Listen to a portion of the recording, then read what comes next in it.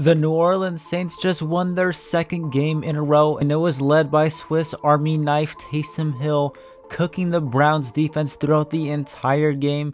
And since firing former head coach Dennis Allen, the Saints are now 2-0 with interim head coach Darren Rizzi at the helm. And just like that, the Saints have some momentum swinging their way going into their bye week. We got a lot to talk about this Saints win over the Cleveland Browns, making them 4-7 going into their bye week, and then they'll get ready to take on the Rams. We got a lot to talk about, so let's dive into it. This was the second week of Rizzi ball after firing Dennis Allen 2 weeks ago, and now Rizzi has made Saints history as the Saints interim head coach. Darren Rizzi became the second coach in Saints franchise history to start his career 2-0. The other coach to start off 2-0 in franchise history as the Saints head coach was none other than Sean Payton in 2006. And man, does Darren Rizzi have some type of aura or something to him, because there have been a lot of missed kicks in the Superdome against the Saints in the past 2 games. Kickers are 1 of 7 in the Dome the last 2 weeks, and the football special teams gods must really want him to be the Saints head coach next season. With 6 missed kicks in the span of 2 weeks before, the Saints would be lucky if the opposing kicker missed just 1, let alone 2 weeks in a row both kickers missed 3 kicks. And something I find hilarious was pre-game, the Browns posted a photo of their kicker seeing so much aura in this photo. Wow, and he would end up missing all of his kicks today. Didn't make an extra point, didn't attempt an extra point, missed a 51-yarder, missed a 32-yarder, and a 27-yarder. And the aura of Darren Rizzi also ended the Drew Brees curse. The Saints always lose when Drew Brees is in attendance. He was at the game today, and the Saints win by 21 points. The Darren Rizzi and the Drew Brees curse. So clearly there must be some type of magic or energy or something that Darren Rizzi has that is giving the Saints good luck in life and some confidence. He must have helped get rid of some voodoo curse that Dennis Allen made or some type of shit like that. And luckily, unlike last week, there was no post-game incident with Rizzi where we thought he tore his Achilles or anything. Everything is good with Darren Rizzi.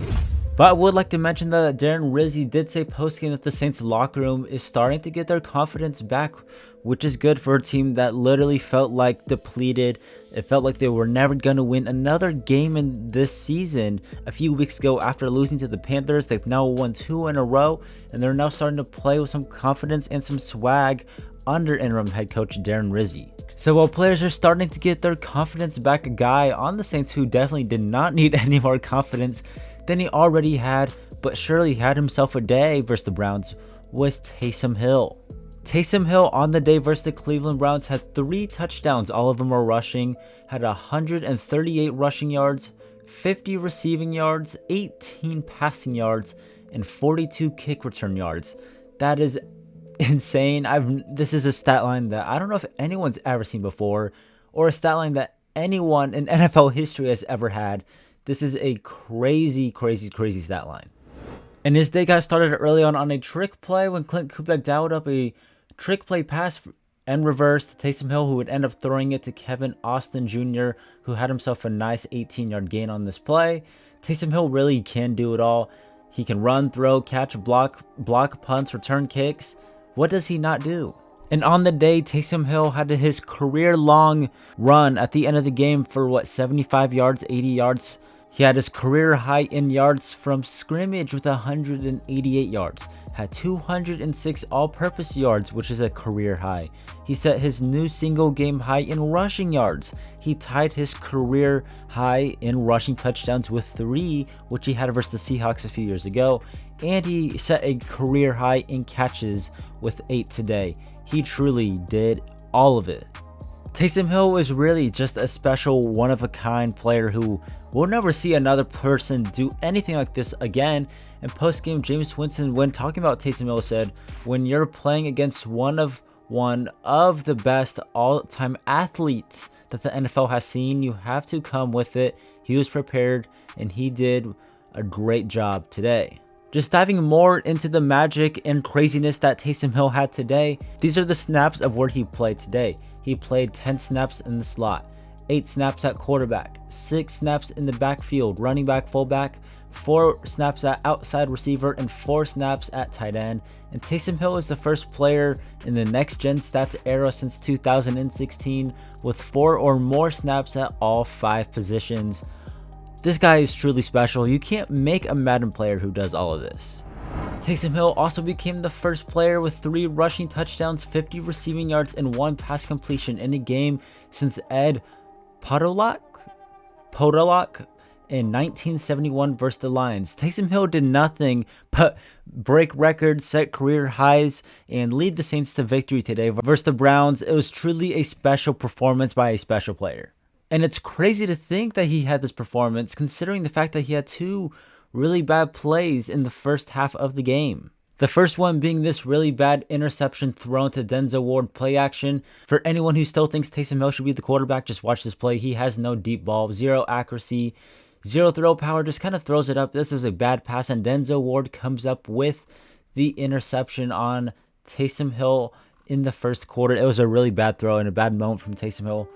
And then later on in the game, I'm pretty sure close to the end of the second half, Taysom Hill had another pretty bad moment when he was out receiver. Derek Carr threw him the ball, and Denzel Ward made yet another play. Derek Carr took the snap, found Taysom Hill on a 3rd down, and then Denzel Ward popped it out and was able to recover the fumble as well. He picked him off, forced the fumble on Taysom Hill, and then recovered the fumble on Taysom Hill. So Taysom Hill had some really good moments, definitely was the player of the game, and it's crazy to say that even though he had these 2 bad moments. And what's even crazier is that Taysom Hill throwing that pick was the only second interception on the season for the Browns. They've only had 2 picks this season. That's insane, and now one of them came against a gadget player, non-quarterback. But this game just goes to show you that the Saints are a good football team when Taysom Hill is involved in playing, and that's exactly what Darren Rizzi had to say at the end of the game. He said this week there was a collective effort to get Taysom Hill more involved, give him the ball. He said if you look at the wins this season, Taysom's numbers are pretty good. So if you look at the Cowboys game and the Panthers game early on, Taysom Hill was really involved in those wins. And last week versus the Falcons, I wouldn't say a lot, but he was probably doing a lot of more blocking stuff as opposed to making plays. As for the rest of the offense outside of Taysom Hill, there isn't really a whole lot to say if I'm being honest. Taysom Hill did most of the work, but there were some nice moments in general for the offense. Alvin Kamara had himself, I'd say, a more quiet game compared to what he's been doing the past few weeks, but he still had some nice moments like this run right here. Cut through the middle and then cut back to the left side, had a really nice slick run, getting the Saints a first down. He had some nice moments, but for Alvin Kamara, it was a quiet day. He had 89 yards on 20 touches.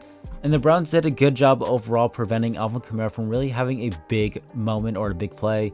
The wide receivers didn't do too much for the Saints. Dante Pettis, though, he had that big punt return, which was almost a touchdown, an inch away if he had stayed in bounds. Outside of that Dante Pettis play, though, he didn't do much on offense. The main big play was this one right here. Derek Carr rolling out left, found MVS on a little slant, and he did the rest. MVS did all the work after Derek Carr just threw a little dump off. Look at this block from Juwan Johnson. This touchdown is as much his as it is Marquez Valdes-Scantling, who now has 3 touchdowns in the span of 2 weeks for the New Orleans Saints. He's been a great find and a great player for this team the past 2 games. And what's crazy about that touchdown to MVS was the last time the Saints had a touchdown of 70 yards or more, Jameis Winston was the quarterback going back to 2021. It was that 72-yard touchdown he threw to Deontay Harris / Deontay Hardy, and that was Derek Carr's longest touchdown as a New Orleans Saint. But to be honest, he threw the ball 10 yards and Scantling did the rest. But that's going down in Derek Carr's longest touchdown as a New Orleans Saint. And it's also funny that they're playing Jameis. In the game they play Jameis, this happens. Now, speaking of Derek Carr, I thought overall he had a solid to pretty good game. I thought the play calling definitely helped him a lot. A lot of screens. Basically kept Carr limited. Didn't rely on him to make any plays or do a whole lot of reads. Just kind of got the ball out of his hands quick. And this didn't force the Saints to rely on Derek Carr to make too many plays, which is good. Just got the ball out of his hands fast. A lot of screens to Kamara, Taysom Hill, Juwan Johnson. And getting the ball out of Derek Carr's hands fast was good because of Myles Garrett, obviously. And also, the receivers are beat up. You don't have a lot of guys you want to rely on, including the quarterback. So overall, I thought the game plan for Derek Carr was good, and Derek Carr executed the game plan pretty good. He had some really nice passes to Juwan Johnson and Foster Moreau, two guys who needed to get involved in this game for the Saints to pull off a win, given the fact that the receivers are beat up. So getting Juwan Johnson and Moreau involved finally paying off. We haven't seen Derek Carr give them opportunities really since week 1. Their best games came with Spencer Rattler at quarterback. So for Derek Carr to get those two involved was pretty big. And obviously there was some not so good moments from Derek Carr, like a low pass to Kevin Austin on a screen. I don't know why the throw wasn't where it needed to be. And another one, he missed Foster Moreau for a touchdown. Had he thrown it earlier, it would have been a touchdown. It was a near interception, but Foster Moreau bailed him out.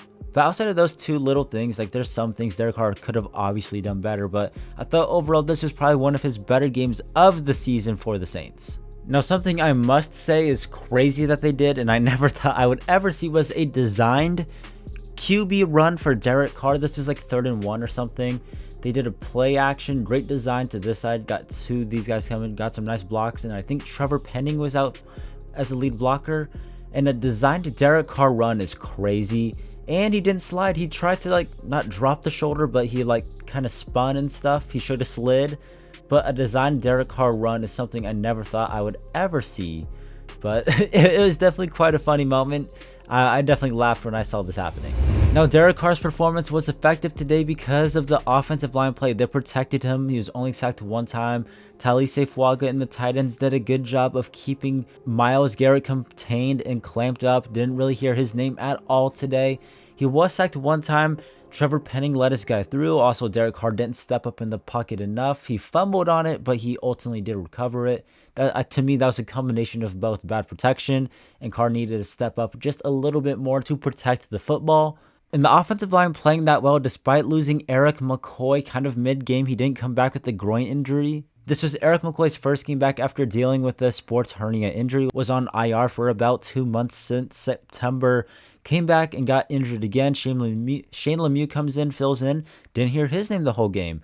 So the Saints did a good job of protecting Derek Carr despite losing their best offensive lineman yet again. And Darren Rizzi postgame said Eric McCoy tried to gut through his injury and probably could have gone back in the game if he really needed to, but they decided to play it safe, keep him off the field, and they're still unclear what the exact issue is.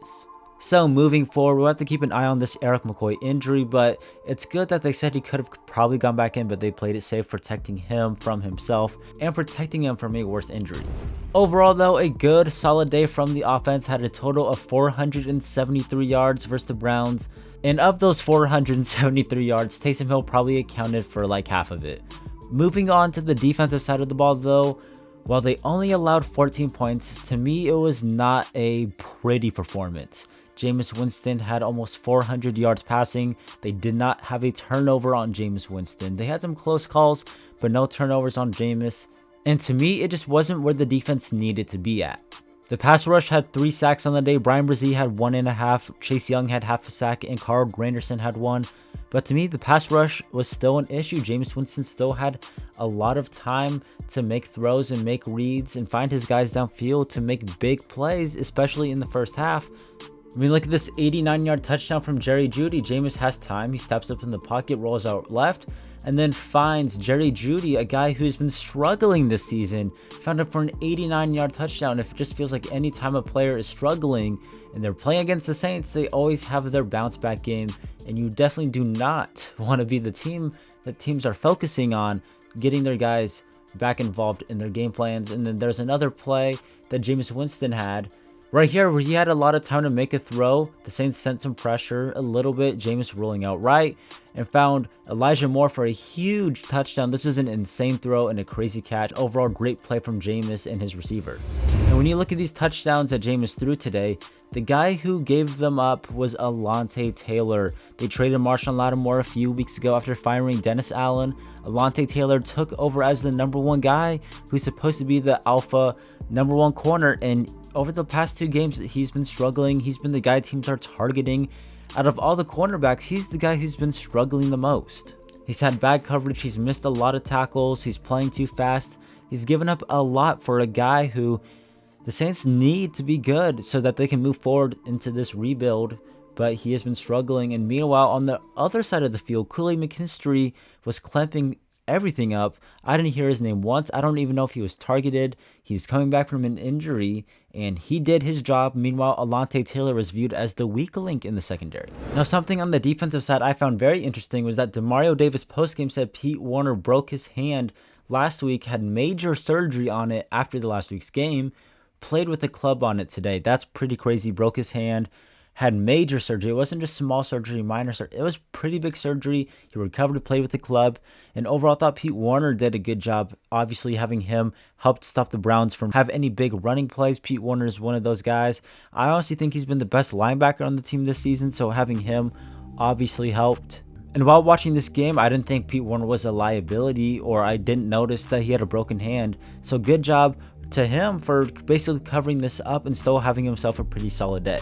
And speaking of the Browns running game as well, I was surprised the Browns didn't try to run the ball more early on. It just felt like they went one-dimensional really early on, didn't want to try and keep running the football, which they were having some success doing, then eventually just ultimately got down by too much and couldn't rely on the running game. And honestly, had the Browns kept running the football or if the Saints played a better team, I think the Saints would have lost. This is not a game that the Saints, I think, played well.